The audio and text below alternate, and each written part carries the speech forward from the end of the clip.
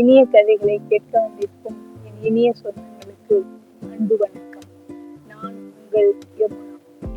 இன்று நாம் விக்ரமாதித்தன் கதையில 11வது பதுமையாகிய வித்வ சிரோமணி பதுமை கூறிய கதையை பார்க்க போறோம். வாரணபுரின்னு ஒரு இடம்.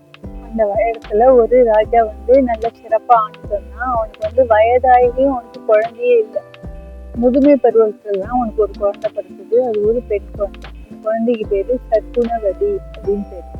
இந்த குழந்தை ரொம்ப அழகா இருப்பாளாம். அவள்கிட்ட சற்குணவதி பேருக்கு ஏற்ற மாதிரி நல்ல குணங்கள் எல்லாமே இருந்தது. அந்த பொண்ணு எல்லாத்துலயும் அவன் தேர்ச்சி அடைய வச்சான், எல்லாம் பண்ணான். இப்படி இருந்து இந்த பொண்ணுக்கு ஒரு மாப்பிள்ளையும் தேடிட்டு இருந்தான். இந்த காலகட்டத்துல இந்த ராஜா ஒரு வேட்டையாட போறான். வேட்டையாட போகும்போது ரெஸ்ட் எடுக்கிறேன்ட்டு மது அந்த மாதிரிலாம் சாப்பிட்டாங்க. என்ன ஆச்சு, அவனுக்கு போதை தலை கேறிட்டு அப்படி போகும்போது ஒரு குளத்தங்கரையில ஒரு பெண்மணி, அவ ஒரு முனிவருடைய பெண்டாட்டி ஒய்ஃப், அவளுடைய கையை பிடிச்சி இழுத்துட்டான் அந்த ராஜா. அதனால என்ன ஆச்சு, அந்த முனிவருடைய ஒய்ஃப் இவருக்கு சாபம் கொடுத்துறான். என்ன கொடுக்குறான்னா, நீ எந்த திமிர்ல ராஜான்ற திமிர்ல தானே இப்ப கையை பிடிச்சி இழுத்த, அதிகார திமிர்ல நீ என்ன பண்ற, உன்னுடைய நாடு இருக்கு பாரு, அது பகல் பொழுதுல சவமா போயிடுவாங்க. அதாவது சவம்னு டெட் பாடிஸ் தான் எல்லாருமா, உயிரே இருக்காது யாருக்கும். இருக்கிற புல்லு போன்று கூட உயிர் இருக்காது. இரவு பொழுதுல மட்டும்தான் அவங்களுக்கு உயிர் வரும் அப்படின்னு ஒரு சாபத்தை கொடுத்துட்டு போயிடுறான். அதே மாதிரி என்ன ஆயிடுது, பகல் பொழுது முழுக்க அந்த நாட்டுல அனைவருமே சவமாயிடுவாங்க. இரவு பொழுதுலதான் நல்லா என்ஜாய் பண்ணுவாங்க. இப்படியே இருந்தது. இப்படி ஒரு காலகட்டத்துல இருக்கும் பொழுது இமயமலையில இருந்து ஒரு அரக்கன் அவன் என்ன பார்த்தான், அப்படியே வானவெளியில மந்திரத்தினுடைய உதவியோட வானவெளியில பறந்து வந்துட்டே இருக்கான். வரும்போது பார்க்கறான், இரவுல ஜெகஜோதியா இந்த நகரம் இருக்கு. எப்படி இந்த நகரம் இவ்வளவு ஜெகஜோதியா இருக்கு, எல்லா நகரமும் தூங்கும் போது இந்த நகரம் மட்டும் இவ்வளவு ஜெகஜோதியா இருக்குன்னு பார்க்கும்போது இந்த பெண், அழகான பெண்ணை சொன்னே சற்குணவதி, அவன் அந்த உப்பரிகையில நின்றுட்டு இருக்கும்போது அப்படியே அவளை தூக்கிட்டு போயிடும். காலை அவங்க அம்மா அப்பா எல்லாம் தேடுறாங்க, காணும்.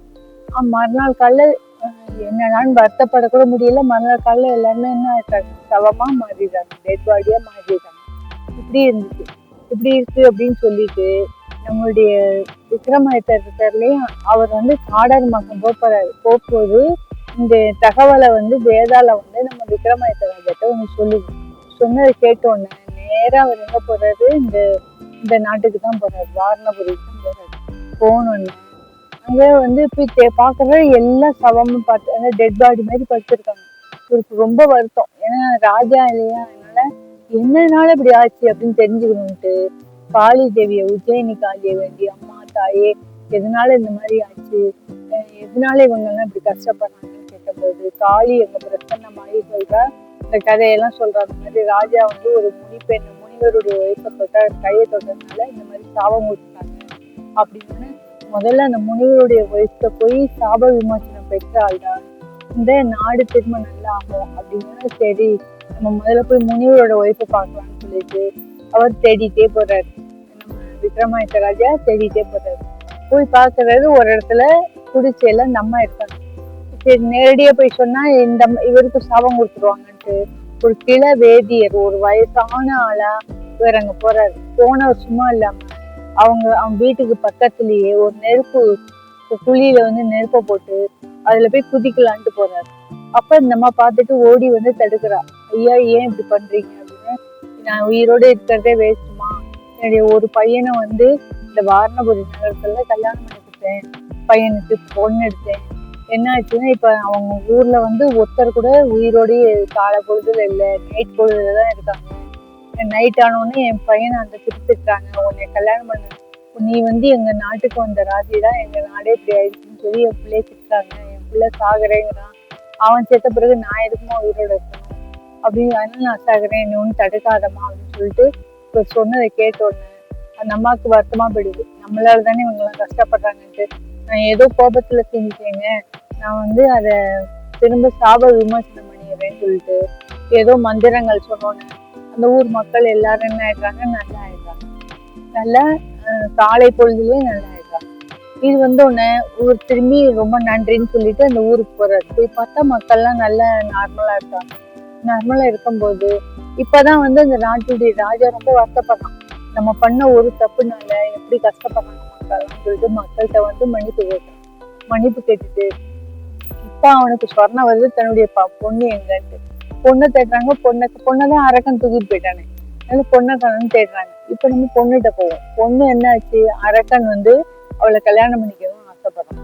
அப்ப இந்த இவ சொல்றா அவன்கிட்ட தப்பிக்கணும்ட்டு, ஐயா நான் வந்து உன்னை கல்யாணம் பண்ணிக்க மாட்டேன்னு சொல்ல, நீ வந்து எனக்கு ஒரு 3 மாசம் டைம் கொடு அப்படிங்கிற. ஏன்னு கேட்டோன்னே இவன்கிட்ட இருந்து தப்பிக்கணும்ன்ற மோட்டிவ்ல என்ன சொல்றான்னா, இந்த மாதிரி நான் ஒரு மாங்கல்ய விரதம் இருக்கேன்.